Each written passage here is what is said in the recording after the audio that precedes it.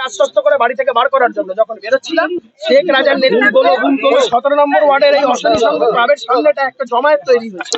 ওই জমায়েতটাকে আমরা বলি এখানে ডিসবার্স করুন, এখানে আনলফুল অ্যাসেম্বলি কেন?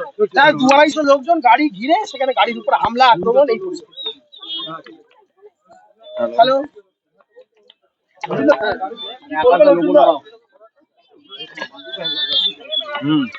কি বলবেন আপনি? এরা হেরে যাওয়ার ভয়ে এইসব সব জায়গা করছে, মোবিলাইজেশন করছে, মানুষকে একটু ভয় দেখাচ্ছে, ভয় দেখাচ্ছে, ভোটারদেরকে ভয়। যে ভোটারদেরকে মমতা ব্যানার্জি নাকি বলেছিলেন যে আমি অনেক কাজ করেছি, ভোটার আমাদের সঙ্গে আছে, তাহলে ভোটারদেরকে ভয় দেখানো।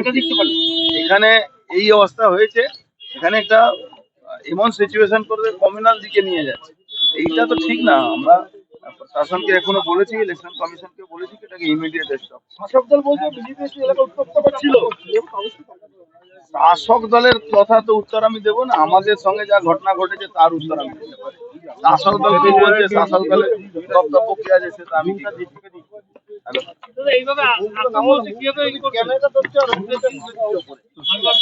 ভোটের দিন যা করার আছে হচ্ছে, এটা ওরা করার আছে, ওরাও করছে, আমরা তাদের জবাবও দিচ্ছি। ঠিক আছে, ব্যারাকপুরে ভোট কেমন হলো? খুব ভালো চলছে, 100% জিতবো।